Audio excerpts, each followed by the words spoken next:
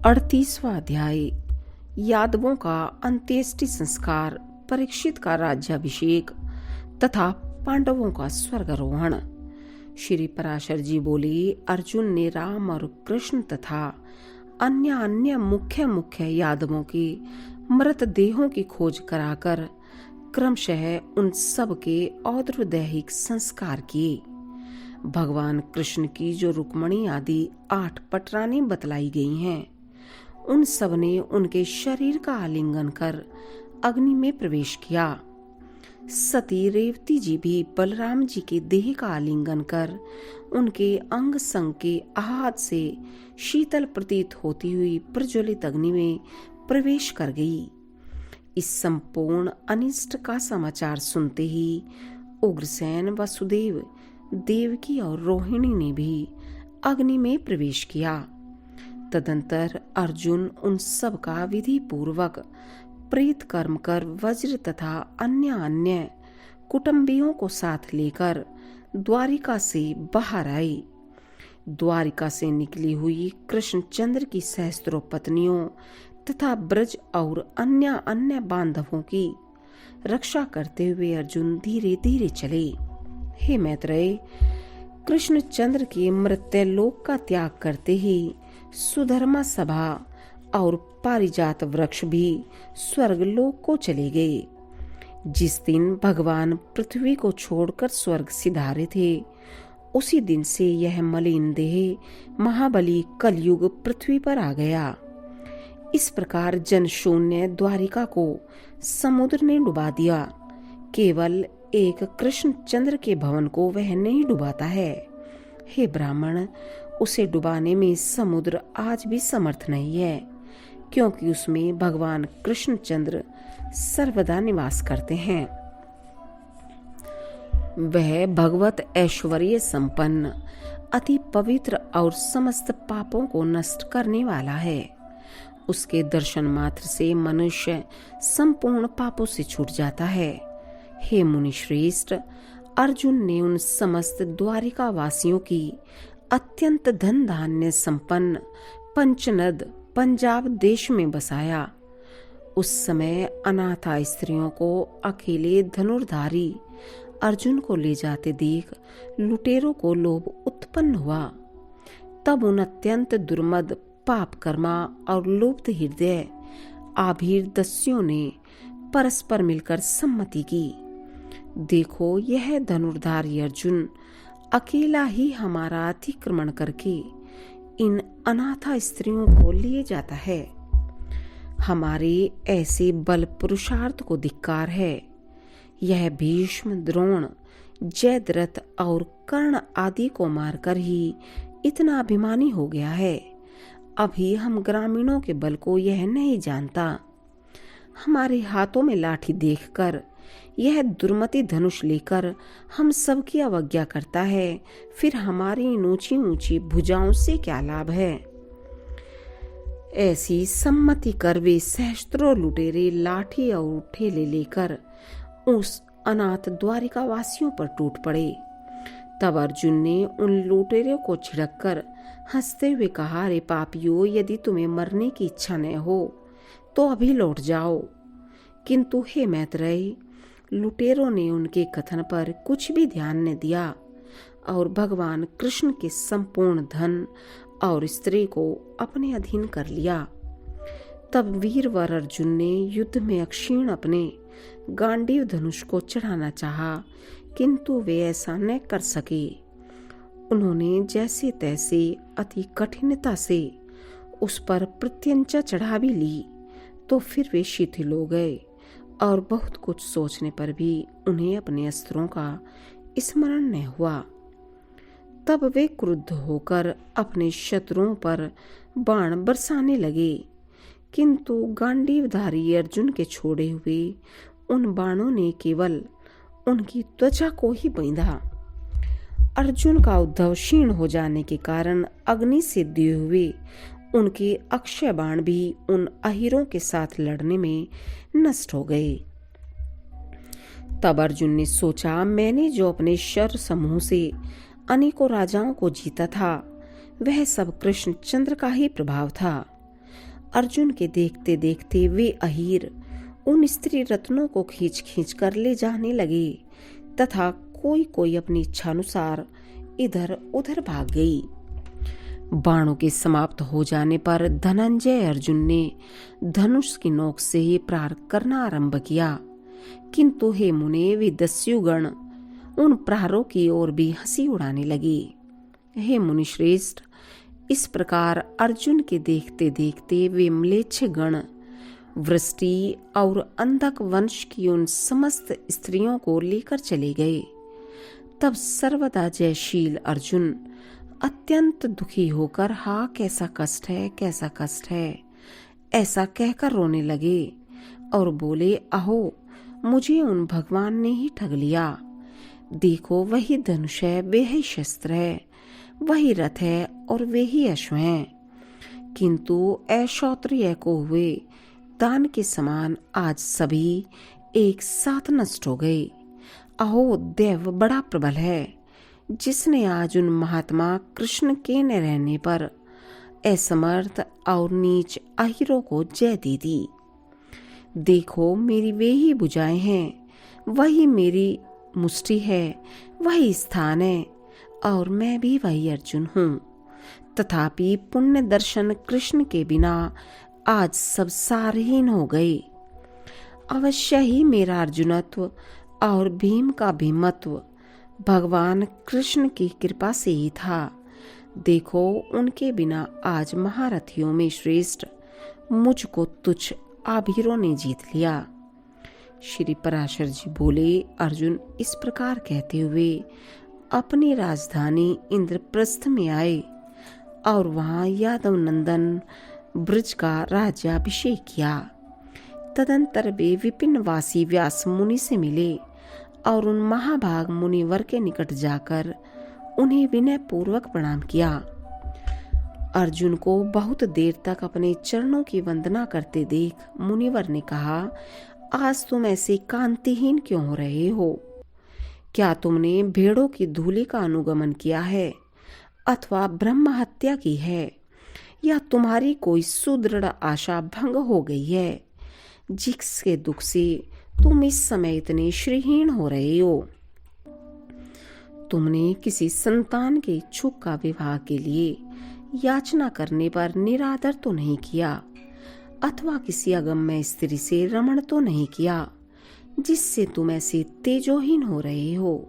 हे अर्जुन, तुम ब्राह्मणों को बिना दिए मिष्ठान अकेले तो नहीं खा लेते हो, अथवा तुमने किसी कृपण का धन तो नहीं हर लिया है। हे अर्जुन, तुमने सूप की वायु का तो सेवन नहीं किया। क्या तुम्हारी आंखें दुखती हैं अथवा तुम्हें किसी ने मारा है? तुम इस प्रकार श्रीहीन कैसे हो रहे हो? तुमने नख जल का स्पर्श तो नहीं किया, तुम्हारे ऊपर घड़े से छिलके हुए जल की छींटे तो नहीं पड़ गई, अथवा तुम्हें किसी हीन बल पुरुष ने युद्ध में पराजित तो नहीं किया, फिर तुम इस तरह हतप्रभ कैसे हो रहे हो? श्री पराशर जी बोले, तब अर्जुन ने दीर्घ निःश्वास छोड़ते हुए कहा, भगवान सुनिए। ऐसा कहकर उन्होंने अपने पराजय का संपूर्ण वृतांत व्यास जी को ज्यों का त्यों सुना दिया। अर्जुन बोले, जो हरि मेरे एकमात्र बल, तेज, वीर्य, पराक्रम, श्री और कांति थे, वे हमें छोड़कर चले गए। जो सब प्रकार समर्थ होकर भी हमसे मित्रवत हंस हंस कर बातें किया करते थे, हे मुने, उन हरि के बिना हम आज तृणमय पुतले के समान निःसत्व हो गए हैं।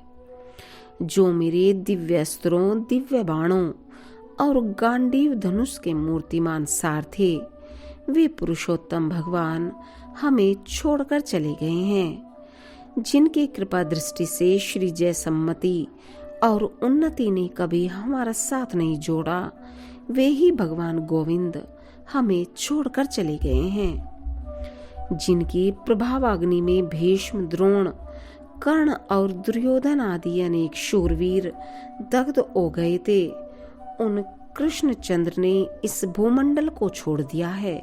हे तात, उन चक्रपाणी कृष्णचंद्र के विरह में मैं ही क्या, संपूर्ण पृथ्वी ही यौवन, श्री और कांति से हीन प्रतीत होती है। जिनके प्रभाव से अग्नि रूप मुझ में भीष्म आदि महारथी गण पतंगवत भस्म हो गए थे, आज उन्हीं कृष्ण के बिना मुझे गोपों ने हरा दिया। जिनके प्रभाव से यह गांडीव धनुष तीनों लोकों में विख्यात हुआ था, उन्हीं के बिना आज यह अहीरों की लाठियों से तिरस्कृत हो गया। हे महामुनि, भगवान की जो सहस्त्रों स्त्रियां मेरी देखरेख में आ रही थी, उन्हें मेरे सब प्रकार यत्न करते रहने पर भी दस्यु गण अपनी लाठियों के बल से ले गए। हे कृष्ण द्वैपायन, लाठियां ही जिनके हथियार हैं, उन आभीरों ने आज मेरे बल को कुंठित कर मेरे द्वारा साथ लाए हुए संपूर्ण कृष्ण परिवार को हर लिया। ऐसी अवस्था में मेरा श्रीहीन होना कोई आश्चर्य की बात नहीं है। हे पितामह, आश्चर्य तो यह है कि नीच पुरुषों द्वारा अपमान पंख में सुनकर भी मैं निर्लज्ज अभी जीवित ही हूँ। श्री व्यास जी बोले, हे पार्थ, तुम्हारी लज्जा व्यर्थ है, तुम्हें शोक करना उचित नहीं है। तुम संपूर्ण भूतों में काल की ऐसी ही गति जानो। हे पांडव, प्राणियों की उन्नति और अवनति का कारण काल ही है। अतः हे अर्जुन, इन जय पराजयों को काल के अधीन समझकर तुम स्थिरता धारण करो। नदियां, समुद्र, गिरिगण, संपूर्ण पृथ्वी, देव, मनुष्य, पशु, वृक्ष और सरीसृप आदि संपूर्ण पदार्थ काल के ही रचे हुए हैं और फिर काल ही से ये क्षीण हो जाते हैं। अतः इस सारे प्रपंच को कालात्मक जानकर शांत हो।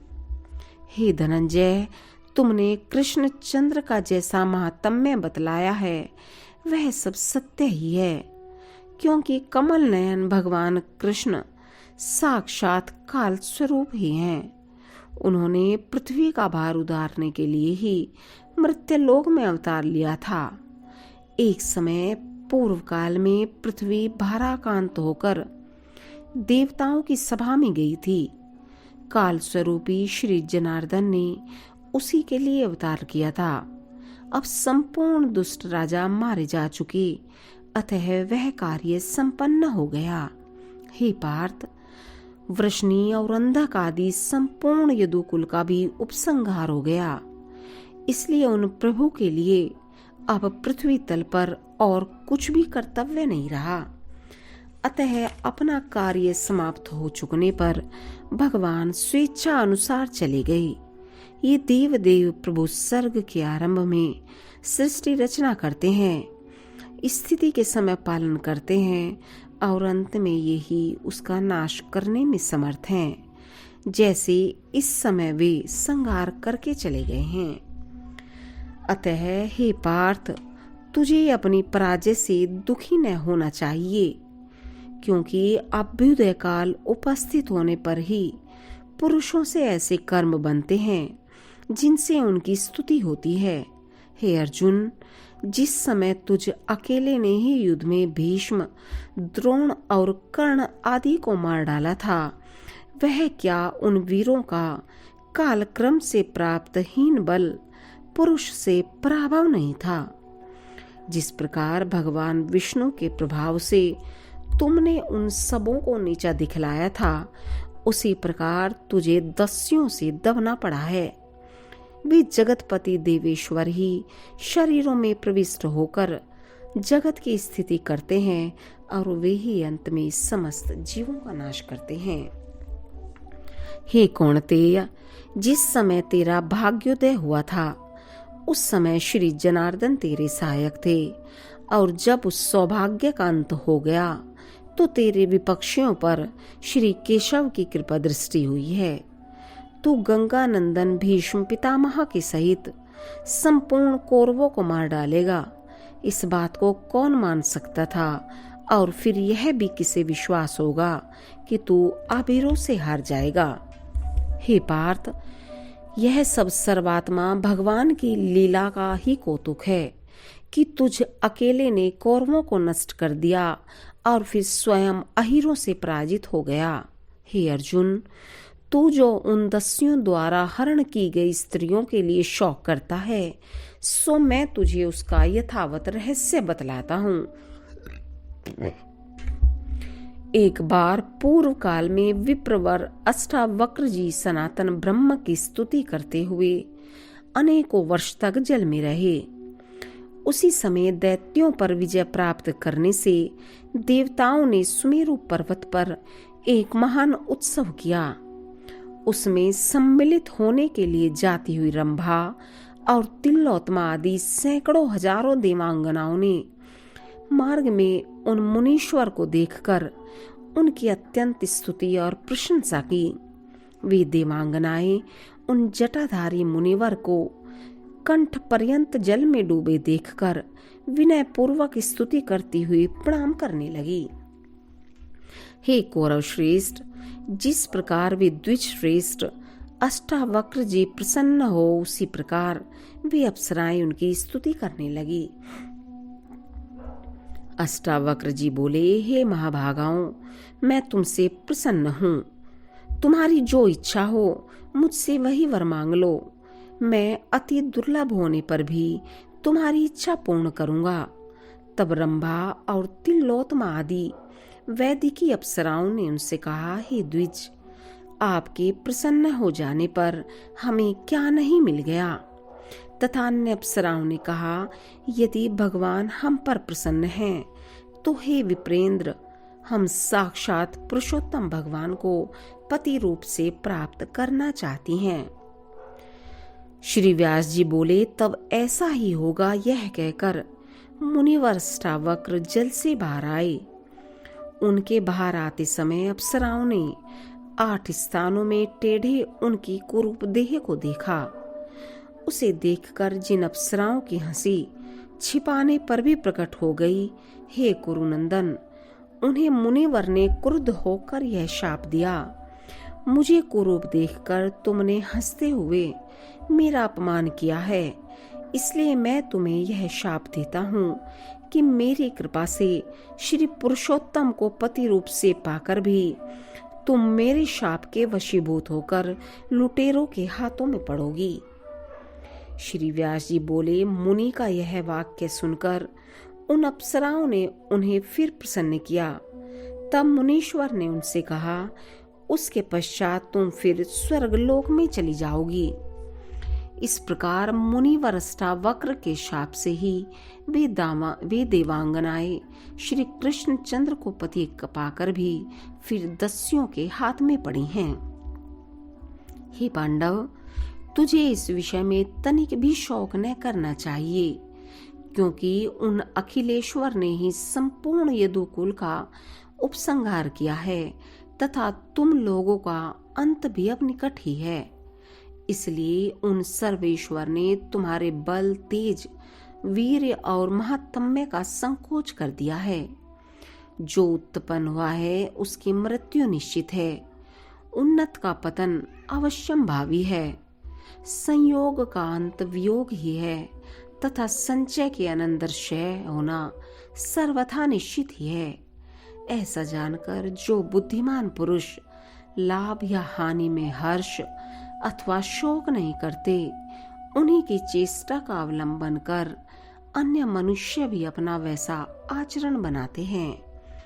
इसलिए हे नरश्रेष्ठ, तुम ऐसा जानकर अपने भाइयों सहित संपूर्ण राज्य को छोड़कर तपस्या के लिए वन को जाओ।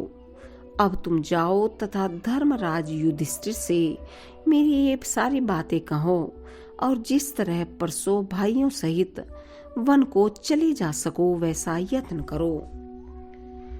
मुनिवर व्यास जी के ऐसा कहने पर अर्जुन ने इंद्रप्रस्थ में आकर प्रथापुत्र युधिष्ठिर और भीमसेन तथा यम जी, नकुल और सहदेव से उन्होंने जो कुछ जैसा जैसा देखा और सुना था सब ज्यों का त्यों सुना दिया। उन सब पांडु पुत्रों ने अर्जुन के मुख से व्यास जी का संदेश सुनकर राज्य पद पर परीक्षित को अभिषिक्त किया और स्वयं वन को चले गए। हे मैत्रेय, भगवान वासुदेव ने यदुवंश में जन्म लेकर जो जो लीलाएं की थी वह सब मैंने विस्तार पूर्वक तुम्हें सुना दी। जो पुरुष भगवान कृष्ण के इस चरित्र को सर्वदा सुनता है वह संपूर्ण पापों से मुक्त होकर अंत में विष्णु लोक को जाता है। इति श्री विष्णु पुराणे पंचमे अंशे 38 अध्याय। इति श्री पराशर मुनि विरचिते श्री विष्णु परत्व निर्णायके श्रीमती विष्णु महापुराणे पंचमो अंशः समाप्तः।